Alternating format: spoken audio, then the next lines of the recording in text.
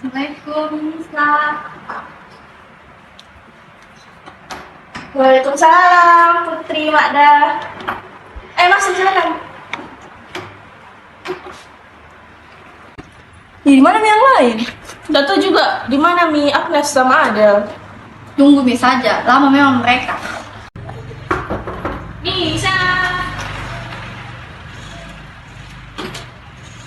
Agnes, Adel. Sorry, lama. Ya, santai Mi. Ayo guys, dimulai.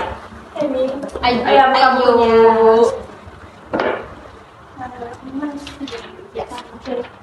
Ya, apa sih tadi yang dijelaskan Kim di sekolah? Yang mana coba? Yang sejarah. Oh itu perjuangan mempertahankan kemerdekaan Indonesia. Kan itu tahu gitu teh. Yang mana di Pale? Itu yang pertempuran Palembang, apakah itu? Oh, yang itu ada dijelaskan di buku sayang. Perang besar melawan dua bangsa Eropa. Tahun 1804 terjadi perpindahan kepemimpinan di Palembang karena wafatnya Sultan Baharudin.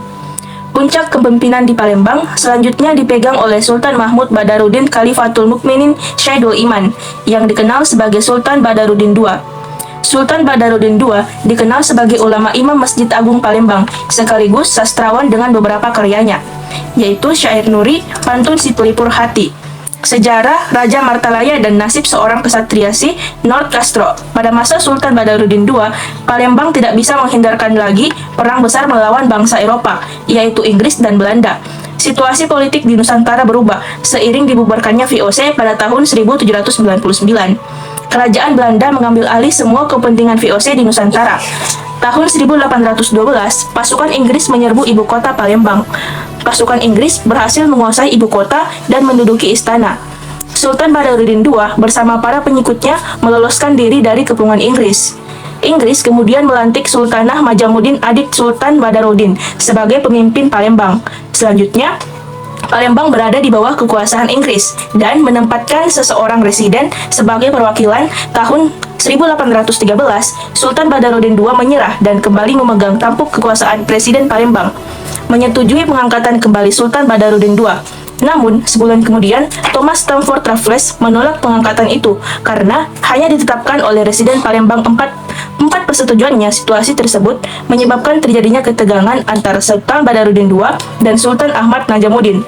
Tahun 1816, Belanda kembali lagi ke Palembang, namun tidak mampu mengendalikan situasi.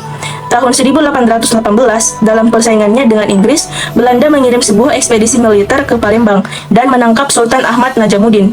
Belanda kemudian mengasingkan Sultan Ahmad Najamuddin ke Batavia. Penangkapan Sultan Ahmad Najamuddin tidak berhasil meredakan ketegangan politik di Palembang. Melihat situasi Palembang yang tetap tidak bisa dikendalikan, Belanda mengirim ekspedisi militer lagi tahun berikutnya. Pasukan Sultan Badarudin II berhasil memukul mundur pasukan Belanda. Tahun 1821, Belanda mengirimkan tidak kurang dari 40.000 pasukan dari Batavia. Dengan kekuatan sebesar itu, Belanda berusaha memastikan bahwa Palembang akan benar-benar takluk. Sultan Badarudin II dan pasukannya melakukan persiapan menghadapi perang terbesar dalam sejarah Palembang. Serangan pertama Belanda dengan kekuatan sangat besar itu berhasil dipukul mundur oleh Palembang.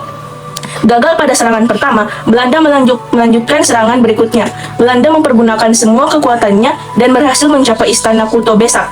Setelah mengepung Istana Kuto Besak, pasukan Belanda pun menangkap Sultan Badarudin II. Sultan Badarudin II kemudian diasingkan ke Ternate. Situasi ini membuat kedaulatan Palembang berada dalam ancaman yang serius. Seiring jatuhnya kekuasaan Sultan Badarudin II, Belanda mengangkat putra sulung Sultan Ahmad Najamuddin yang bergelar Sultan Ahmad Najamuddin II. Tahun 1823, dengan meningkatnya ketegangan politik dan militer di Jawa maupun Minangkabau, Belanda memutuskan untuk menghapus Kesultanan Palembang. Kemudian, Belanda secara resmi mengumumkan akhir dari Kesultanan Palembang Darussalam. Sultan Ahmad Najamuddin II dan pengikutnya yang tidak terima dengan keputusan Belanda melakukan perlawanan.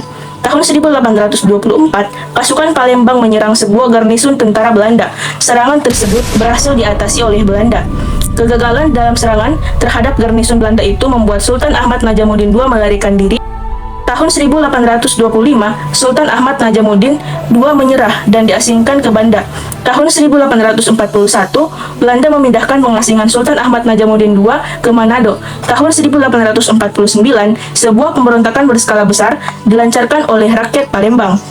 Pemberontakan tersebut berhasil dipadamkan pada tahun yang sama. Tahun-tahun berikutnya, Belanda berhasil mengendalikan Palembang dan langsung di bawah kekuasaan mereka.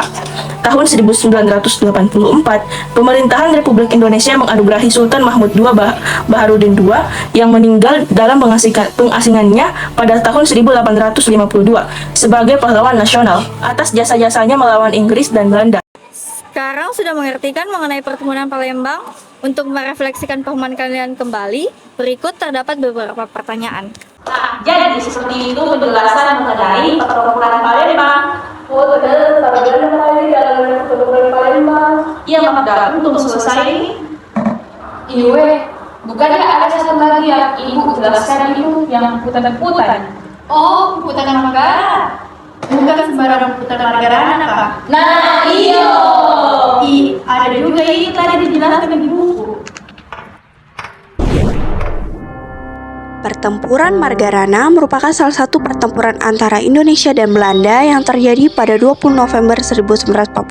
Pertempuran itu dipimpin oleh I Gusti Ngurah Rai. I Gusti Ngurah Rai memerintahkan pasukannya untuk merebut senjata polisi Micang yang ada di kota Tabanan. Perintah itu dilaksanakan pada 19 November 1946 pada malam hari dan berhasil baik. Beberapa pucuk senjata beserta peluru dapat direbut dan seorang komandan polisi Nica ikut menggabungkan diri kepada pasukan Ngurah Rai. Setelah itu, pasukan segera kembali ke Desa Marga pada 20 November 1946. Setiap pagi-pagi buta, tentara Belanda mulai mengadakan pengurungan terhadap Desa Marga. Kurang lebih pukul 10 mulailah terjadi tembak-menembak antar pasukan Nica dengan pasukan Ngurah Rai. Pada pertempuran yang seru itu, pasukan depan Belanda banyak yang mati tertembak. Oleh karena itu, Belanda segera mendatangkan bantuan dari semua tentaranya yang berada di Bali, ditambah pesawat yang mengau bom yang didatangkan dari Makassar. Di dalam pertempuran yang sengit, semua pasukan Ngurah Rai bertekad untuk tidak akan mundur sampai titik darah penghabisan. Disinilah Gusti Ngurah Rai meledakkan puputan atau perang habis-habisan di Desa Margarana, sehingga pasukan yang berjumlah 96 orang itu semua gugur termasuk Ngurah Rai sendiri. Sebaliknya di pihak Belanda yang kurang lebih 400 orang tewas mengakibatkan kematian seluruh pasukan Ngurah Rai yang kemudian dikenal sebagai salah satu puputan di era awal kemerdekaan serta mengakibatkan Belanda sukses mendirikan negara Indonesia di bagian timur. Untuk mengenang peristiwa tersebut pada 20 November 1946 yang dikenang dengan Perang Puputan Margarana dan kini ada bekasnya di Arena Toto. Jadi begitu, guys. Oh, begitu. Ngirinya deh, ternyata itu puputan Margarana, konflik senjata terbesar pada masa itu. Nah, sekarang gimana? Udah paham kan mengenai peperangan puputan Margarana?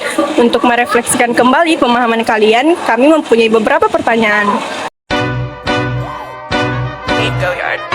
I got so much motherfucking design on right now.